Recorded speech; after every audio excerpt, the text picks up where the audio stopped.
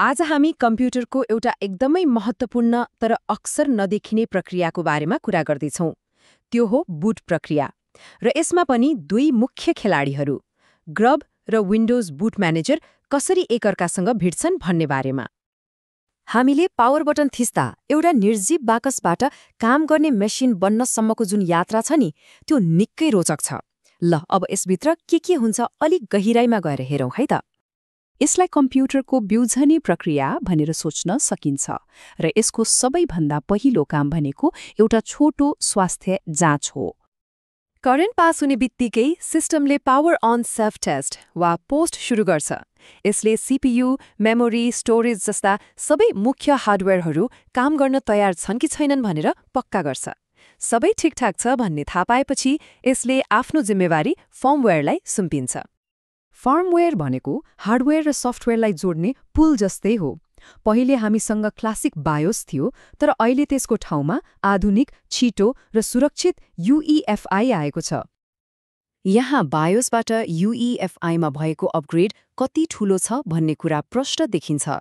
यसले बुट टाइमलाई छिटो मात्र बनाएन, हार्ड ड्राइभको 2 टेराबाइटको सीमालाई बढाएर लगभग असीमित 9 जेटाबाइटसम्म पुर्याइदियो। अझ सेक्योर बुट जस्ता फिचरले बुट प्रक्रियालाई नै सुरक्षित बनाइदियो। जब फर्मवेयरको काम सकिन्छ, त्यसपछि यसले अर्को एकदमै महत्त्वपूर्ण सफ्टवेयरलाई खोजेर चलाउनुपर्छ, र त्यो हो बुटलोडर। बुटलोडरलाई एउटा रेस्टुरेन्टको म्यानेजर जस्तै सम्झनुस् न। त्यसलाई थाहा हुन्छ कि मुख्य कार्यक्रम अर्थात् हाम्रो अपरेटिङ सिस्टम कहाँ छ र त्यसलाई कसरी सुरु गर्ने, कुन ओएस चलाउने भन्ने निर्णय हुने सबैभन्दा महत्त्वपूर्ण मोड यही हो। ल अब हाम्रो कथाको पहिलो पात्र ग्रबको कुरा गरौँ। यो धेरैजसो लिनक्स सिस्टमहरूको लागि रोजाइको बुटलोडर हो। यसलाई हामी एउटा लचिलो र बहुभाषी आयोजकको रूपमा हेर्न सक्छौँ। ग्रुपको मुख्य उद्देश्य नै बहुउपयोगिता हो।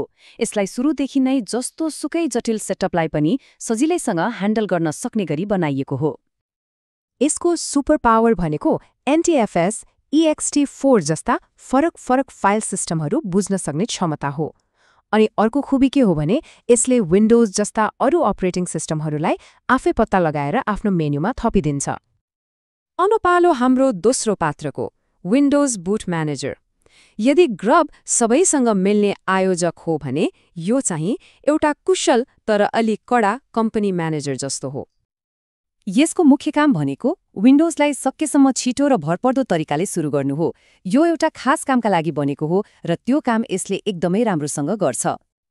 हो, यसलाई अरू सिस्टम चलाउन पनि कन्फिगर गर्न त सकिन्छ, तर त्यो यसको बलियो पक्ष होइन। विन्डोज बाहेक अरू सिस्टम चलाउनु पर्यो भने यसले चेन लोडिङ भन्ने प्रक्रिया अपनाउँछ। मतलब यसले त्यो कामको जिम्मा GRUB जस्ता अरू बुटलोडरलाई पास गरिदिन्छ। त्यसो भए जब यी दुई बुटलोडरहरू एउटै कम्प्युटरमा जस्तै ड्युअल बुट सेटअपमा हुन्छन्, तब के हुन्छ होला? तिनीहरूको तुलना कस्तो देखिन्छ?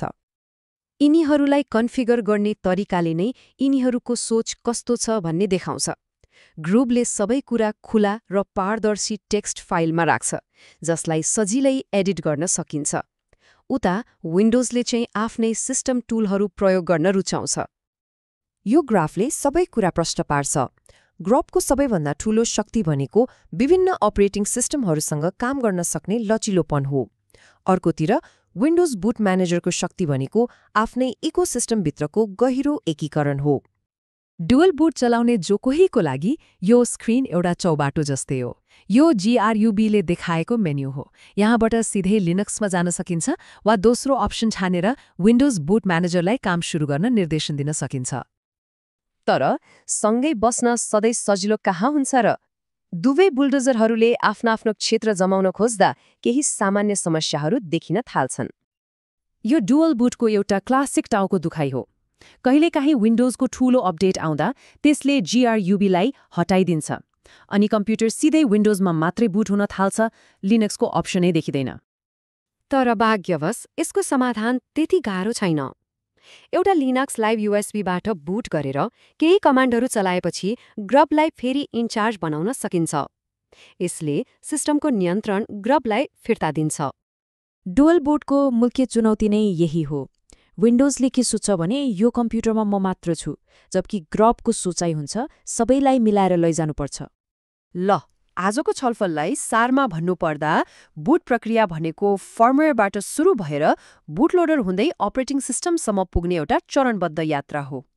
ग्रब भनेको लचिलोपन खोज्नेहरूको लागि हो जसले धेरै ओएस चलाउँछन्। उता विन्डोज बुट म्यानेजर भनेको विन्डोजको लागि मात्रै हो जसले सहज र सुरक्षित अनुभव दिन्छ। त्यसैले डुअल बुट सेटअपमा ग्रबले नै नेतृत्व लिनु स्वाभाविक हो। र अन्तमा एउटा गम्भीर प्रश्न, जसरी सेक्योर बुट जस्ता फिचरहरूले सिस्टमलाई दिन प्रतिदिन बन्द र सुरक्षित बनाउँदैछन्, के यस्तो अवस्थामा ग्रब जस्ता खुला र प्रयोगकर्ता नियन्त्रित टुलहरूको भविष्य साँच्चै सङ्कटमा छ त? यो एउटा यस्तो प्रश्न हो जसले हामीलाई आफ्नो कम्प्युटरमा हाम्रो नियन्त्रण कति छ भन्ने कुरा सोच्न बाध्य बनाउँछ।